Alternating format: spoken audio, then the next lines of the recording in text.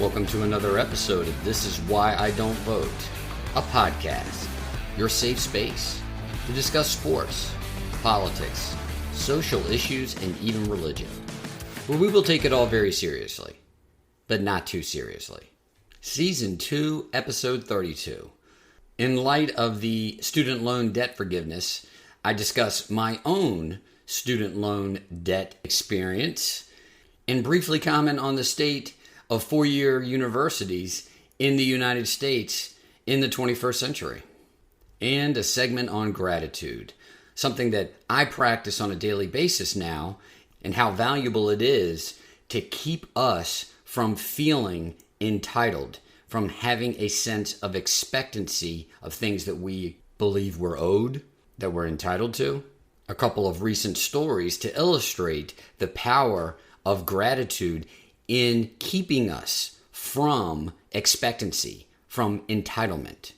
The current King of England, Charles III, and one Brett Favre, former NFL quarterback.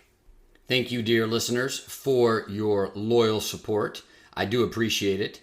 I am truly grateful for everyone that listens to this podcast, this little segment of the universe that I have for my own. Please give it a like, a review, 5 stars, thumbs up, distribute to the peoples far and wide. This Is Why I Don't Vote podcast is on Patreon. If you like what you hear, please support. All right, let's do it. Act 1, College, Student Loan Debt, and Debt Forgiveness. The Biden administration provides $10,000, $20,000 in student loan debt forgiveness. It really didn't move me one way or the other. I did not do a piece about it. Coincidentally, I've had people ask me about my opinion on student loan debt from the perspective of someone who took out significant student loans for an undergraduate degree, unfortunately a master's degree, and a law degree. Now, I only say unfortunately. I learned a lot from the master's program. I say unfortunately because of the money that I had to borrow in order to get that degree, the fact that I did not use it. And whether or not this is something that's present on the internets, on the social medias, apparently there is a string, there is a thread. What does the person who borrowed significant money to go to graduate school, what do they think about the student loan forgiveness if they've paid off their student loan debt? I believe Biden was asked that as he was leaving the room when he had made his announcement that he was providing this monetary forgiveness.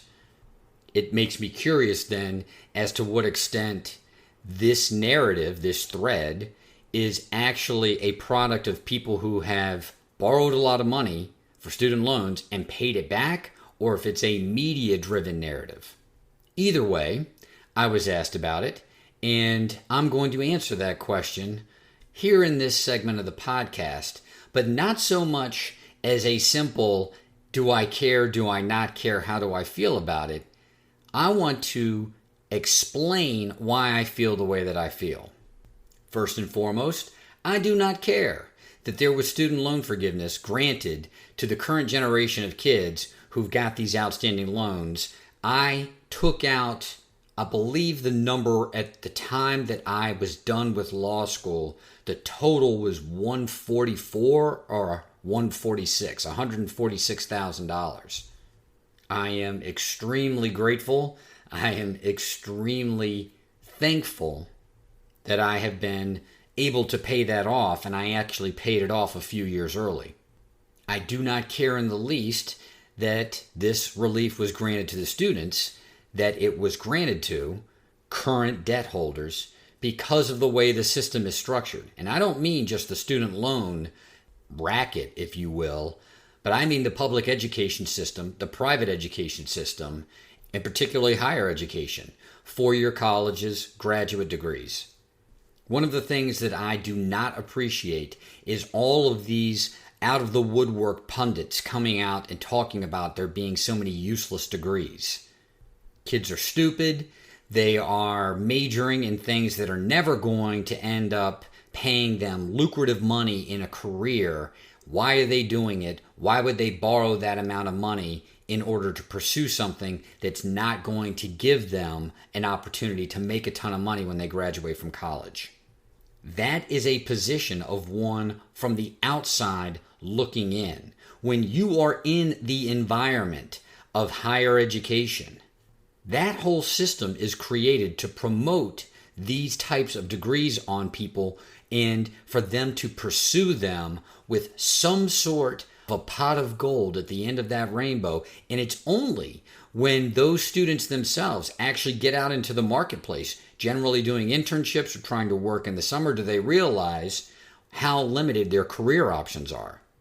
It is a strange phenomenon to engage 15, 16, 17, 18-year-olds in what they believe at that time in their life to be their passions and allow them in pursuing those passions to take out 6 figures worth of debt in order to obtain a degree in what is supposed to put them in a position to make money in the future based on that quote-unquote education.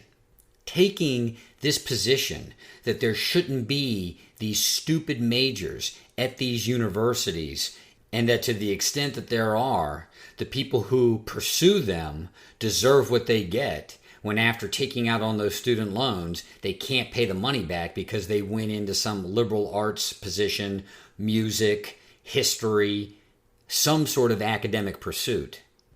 I ask you then, dear listener, why do those programs exist?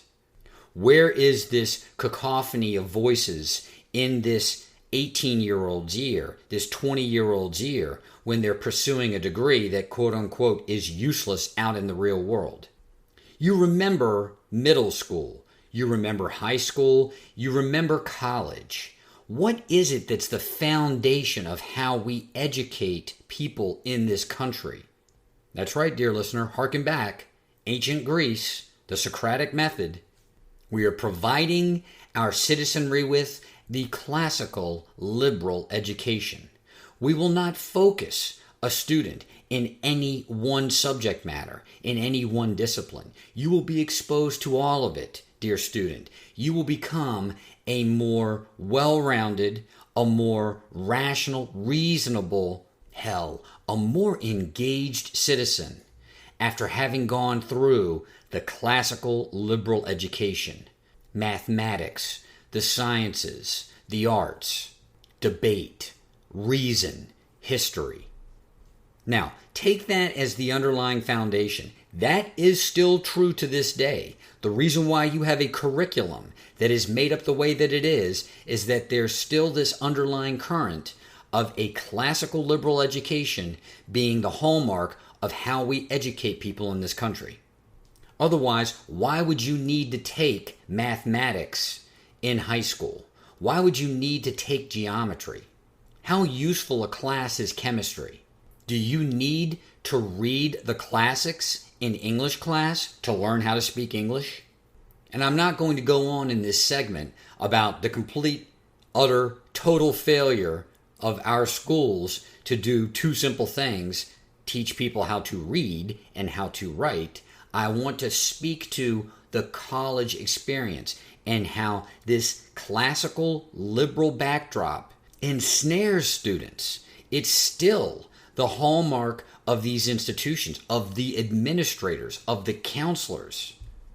Even if you're getting a business degree as an undergraduate, you still have to take credit hours in other disciplines in order to meet your credit requirements. So the notion that post-education, these pundits come out and say, why would you take these things that are a complete and total waste? Half of your college education in that vein, in that line of thinking, is a complete and total waste. Even if you're getting a business degree, 4-year colleges are not trade schools. The entire concept is we're not working on this person as a cog that's going to be spit out into a machine. We're trying to give this student, this empty vessel, an opportunity to learn and to grow and to discover things about themselves, things about other people, to learn about independence, autonomy, to learn how to be self-sufficient. Lofty goals all, and pretty much in the 21st century, A terrible economic investment. To be clear, I don't know that there's any other environment like a 4-year college where you can meet so many different types of people, where you can be exposed to so many different things in an environment where it's all relatively easy to access. You're not having to drive halfway across town. You're not having to watch things on a video stream. You can actually go and participate in these things. It's all there. Is that experience worth $100,000? Can you not have that same type of experience if you went and traveled to a foreign country, a number of foreign countries? Has not the cost of a 4-year college degree completely surpassed any value that it can provide that student, particularly where that student now is going to be saddled with a debt that is non-dischargeable? It's one of the few debts that you can have in this country that no matter what happens to you, you can't discharge it. You can die and they can pursue your estate into death to try and recoup that money. I did not feel that the education that I received was worth the money that I spent to get it. This coming from someone who grew immensely in the 10 years that I was in higher education. Was it worth the amount of debt that I incurred, the way it changed, it altered my life? It's easy now to look back and say, well, I'm here and I'm happy. I wouldn't change anything. I am here, I am happy, and if I had to do it all over again, I would not have borrowed the money that I did. I would not have spent the money the way that I did. I certainly would not have gone into a career in the law. It's not a new phenomenon that people have been experiencing in the last 10 years, having a 6-figure student loan debt looming over you, as well as a mortgage, as well as a car payment, how that inhibits your ability to start a family. And I don't mean from an economic perspective. As someone who for years had to eventually have that hard conversation with people, when you start talking about your finances with someone that you're dating, the only person that can relate to what you're going through is someone that has a 6-figure student loan debt and is also facing all of the other expenses of trying to become a more developed professional. A house payment, a car payment, investing money for the future. You'll run into a number of very viable dating options, and once the monetary element comes into play, they're not that interested. And why would they be? Who wants to take on a partner, no matter how economically viable they seem, that has 6 figures of student loan debt looming over them, and knowing that for all intents and purposes, that's your debt. That person can never discharge the debt. If you marry them and assets of your marital estate are now somehow compromised because of this massive debt that again is non-dischargeable, I personally never felt but so comfortable in talking about it. That's not something that you want to talk about even after you've started to trust someone, even after you've decided, if you will, or perhaps it's just happening, you're ready to be vulnerable with that person. I understand that insecurity that a lot of 20-year-olds that they have when it comes to that debt and thinking to themselves, how the hell am I going to get out of it? Granted, I did have a career. I was practicing law. The law is a more lucrative career path, particularly once you start to figure out how to do it. I have made money in this career, and that's one of the interesting elements of this whole argument. You need to go and you need to get a degree in something that you can make money in. Nowhere in that equation are you going back to the foundation of the classical liberal education, creating better citizens, creating happier citizens. It's all about the money. And when you make it all about the money, you make it about fear. People thinking, if I don't do this, I'm going to be in a place of lack. I'm going to be in a place of disadvantage. I'm sure there's 1,000 people out there who would come and say, hey, look at the data. People with a 4-year college education, on average, make more money than those people with only a high school education. I venture to guess, though, dear listener, after the current economic climate that we've experienced here in this country over the course of the last 5 years, the amount of money that is made between the high school graduate and the college graduate, when you factor into the college graduate's total earned income, the money that had to be paid on the student loan debt, it's not that much different. And with interest rates rising, you may go into the negative. You may actually be in a worse off condition, having taken on that debt, even making more money because of the amount of interest that you're going to pay over the 15, 20, sometimes 30 years that it takes you to pay off that debt. Fear. The entire system is driven by fear, and it's scaring the shit out of kids at age 15, 16, and 17. I've seen these videos. Again, I'm the last to know. I've seen these videos of kids receiving an acceptance letter to a college and freaking out like they've just reached the pinnacle of their life, or it crushes them. Their life is over. They're devastated because they didn't get into this college. That's the type of pressure that parents are putting on these kids, that schools, school administrators, colleges are putting on these kids. This is the value of this degree, and it is complete and total bullshit. That certificate, that degree, is not worth the money that you're going to borrow in order to get it. Yes, the experiences are invaluable. My experiences in higher education were invaluable. Could I have had similar experiences, if not better experiences, for less money had I been given $75,000 to go travel Europe, to go travel South America, to start my own business?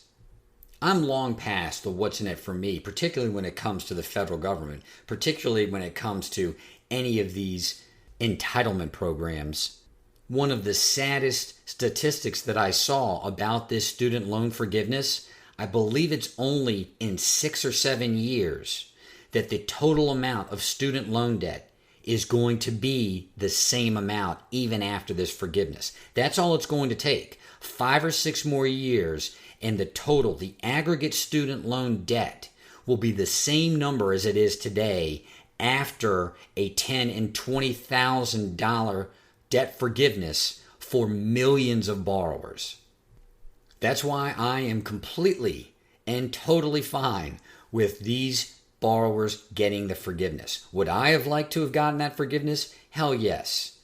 Would I have liked to have borrowed the amount that I would have to borrow today in order to get the same degrees that I did 20 years ago? Fuck no.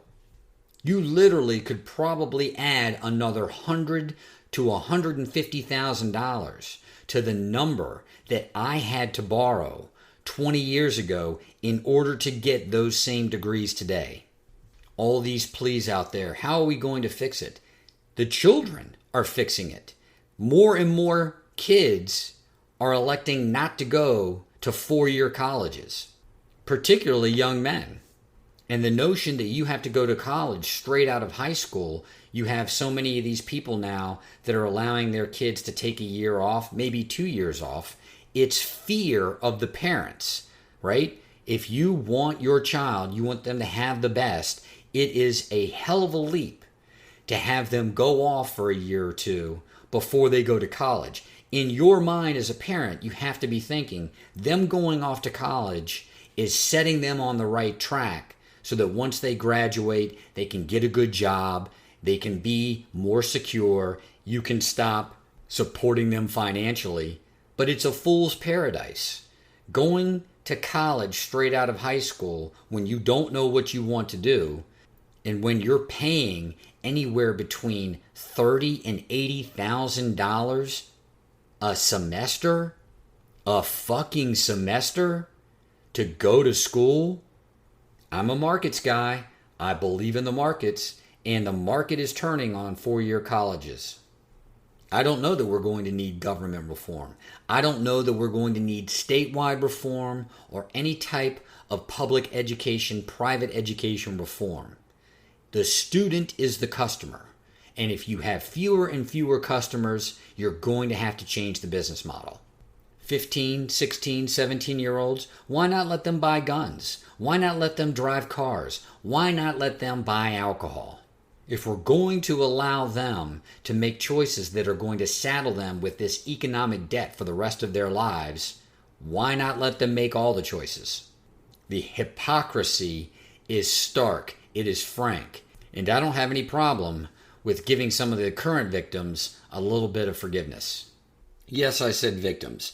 And to wrap up this segment, let's talk about the Columbia University gaming the U.S. News and World Report ranking system for colleges. As weak, as feeble animals, which we are, we love lists and we love rankings, particularly where we think that the data is viable, that it's accurate. If you're out there, dear listener, having had gone to college, you are aware that there is a ranking system. It is part of the fabric of the college experience, the part where you are choosing the colleges that you're going to apply to. The students are wrapped up in it. The parents are all about it. It's ranking. It's how you value yourself. Where do I go to school? What is its ranking? The ego loves this shit. As you may have seen, a math professor at Columbia, after having reviewed the data that Columbia provided to U.S. News and World Report, called bullshit. He basically said that Columbia was juking the stats. He then laid out specifically in an article how they did it. And it was so benign, it was so typical of what is very likely the way every university jukes their stats. The whole ranking system is bullshit. There is no penalty for misleading potential customers, which again are students. There's no penalty in misleading them with false data in these ranking systems so that you can get a better ranking. Yes, dear listener, these kids who are students, who are in reality customers, they are more closely aligned to being a customer than they are a student, are being lied to via these ranking systems. They are being lied to by the colleges. One of the examples was class sizes. Columbia lied about how big their classes were, the percentage of classes offered that had 50 students or less. They lied about how much money was spent on each individual student, and they had very clever ways in doing that, adding in other types of expenses, medical being one of them, to make the number higher. If you add in the amount of money you spend on each student in food, medical services, you can actually inflate that number to over six figures, which Columbia did. Now, if you base your decision making off of prestige in your ego, I can't be but so sympathetic. You are setting yourself up, as I have done many times in my life, to be taken advantage of. If you are valuing that four-year college degree in that vein with pride, as we all know, pride comes before the fall. Yet, as I've stated before in this segment, we're talking about children. We're talking about people who we try to protect in practically every other element of their life, except for this one. They are victims. They are being lied to. I am not a parent. I do not have any children, so I can't condemn parents, but so much. I do question, though, the motives of the parents, whether or not we're experiencing this collective social proof narrative where if other people like it, you like it. If other people want it, you want it. When you see all of those parents that bought their children different types of scholarships so that they could go to prestigious schools, it's the parents as much as it is the children. It's the ego of the parents. It's the pride of the parents. It's the status associated with having your child in one of these highly ranked schools. So in a way, parents are victims too, but they should be much smarter, more savvy, and more sophisticated. They're adults. That's why they're the parent. They are supposed to parent their child through these experiences. If as a parent, you are as much the prime mover of wanting your child to get into one of these highly ranked schools, come hell or high water, you are as much a part of the problem as these students taking out 6 figures of debt for degrees that, quote unquote, are useless. Status is a hell of a thing. Being a social climber is a hell of a thing. And these college rankings are a testament to that. There are more and more voices calling the entire experience a scam, and I think that that's accurate. The money that you borrow, the value that you receive, if it's nothing more than status, you might have 10 or 15 schools around the country that are actually worth it when it comes to status, when it comes to prestige. The rest of these kids are just getting bilked. I've never been much of a social climber, so I can't relate, but I've certainly seen the phenomenon occur. These kids are victims, and thankfully, many of these victims are being vocal about their victimhood, and it's going to help change the marketplace as fewer and fewer students allow themselves to be victimized. Act 2, Gratitude versus Expectancy and Entitlement. One of the things that I've made as a staple of my life since I started on my spiritual journey, it's practicing gratitude. Anyone who's traveled to a foreign country, particularly in Central America, particularly in South America, Southeast Asia, you realize how fortunate we are just to have been born in the United States of America. There is always something to be grateful for. There is always something that you can look to and say, I am so fortunate to have this going on in my life. Gratitude begets things to be grateful for. The more things that you notice that you can be grateful for, the more things come into your life that you can give gratitude. That's a great lesson for all of us, because there are some people who have so much in their life that they look at it from above instead of from below. They look at their lives and they feel entitled to have all of the things that they have. They are no longer grateful. They are expectant.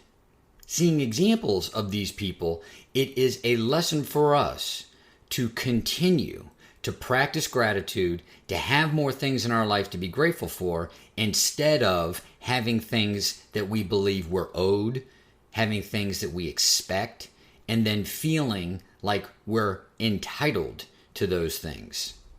That entitlement leads to downfall. Let's look at a couple of examples of entitlement and downfall. 2 of my favorites. One of them, the King of England, Charles III. The other, a quarterback, one Brett Favre. These 2 gentlemen can teach us a great lesson in the practice of gratitude and the avoidance of entitlement. As many of you faithful listeners know, I do not care about the monarchy, didn't really give a damn that the Queen of England died, but the story that came out in light of Prince Charles becoming King Charles, and how he's probably one of the biggest spoiled cunts that's ever come through the country of England, just warmed my cockles. For the unfamiliar, a story broke about King Charles, the pampered prince.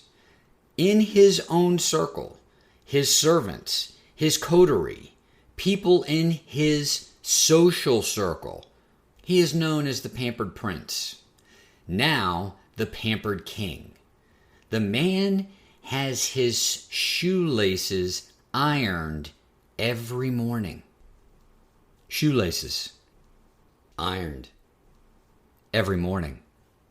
The man does not apply toothpaste to his own toothbrush. Toothpaste is applied in a measured amount. If it's too much, It's a peddling. It's staring at my handles. That's a paddling. Paddling the school canoe. Oh, you better believe that's a paddling. Sorry, couldn't help it. That's Jasper from The Simpsons in the famous episode where the townsfolk all come in to be substitute teachers. Shoelaces not properly ironed. That's a paddling. Too much toothpaste applied to the toothbrush. That's a paddling. This motherfucker actually goes and stays at other people's homes, which is some kind of thing in England, going and staying at somebody else's mansion.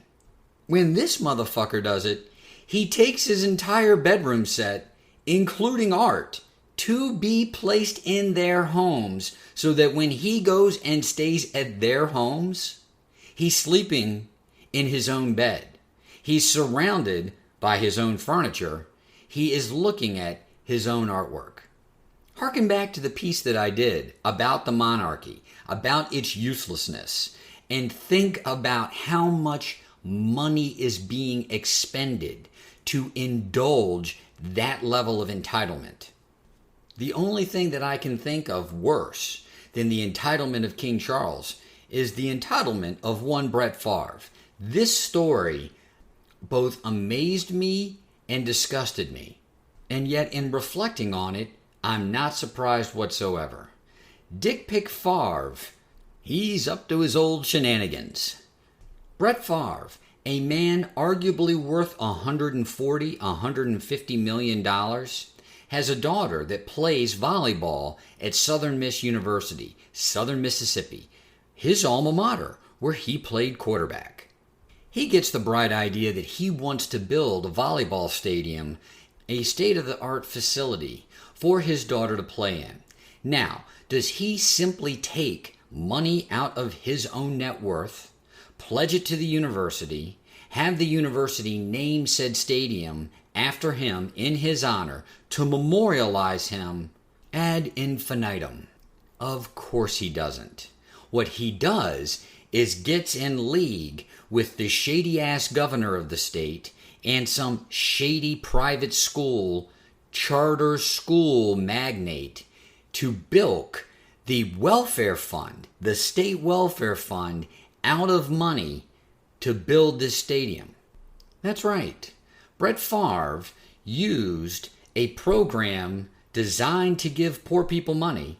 Whether or not you agree with said programs, I can assure you the one thing that those programs are not designed for is for rich people to have public infrastructure projects built for their own vanity. The story that I read, the fund is part of a federal grant program, and there's a strict prohibition that the money allocated to the states for this program cannot be used for infrastructure. It can't be used to build anything. If you're going to use the money, it has to be given to people. It has to be given to poor people. Brett Favre, the governor of the state, some rich charter magnate, not poor people.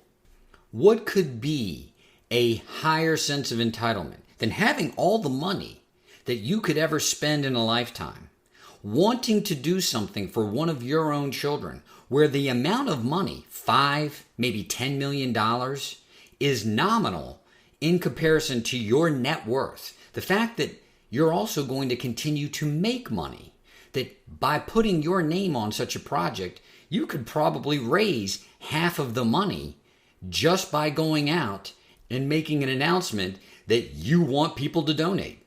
Instead, one files a fraudulent application for this money, and it is approved through a fraudulent process in a corrupt government system. To what end? The most hilarious part of this story is Brett Favre texting these principals that he's working with in order to bilk this fund out of the money and saying, is the media going to find out?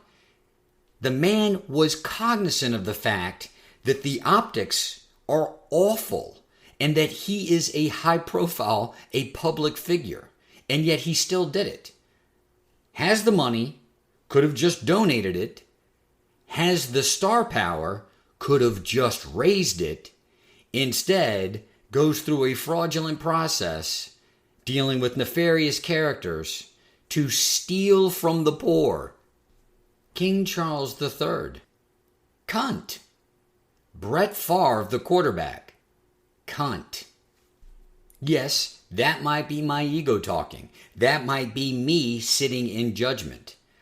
I have no qualms about it.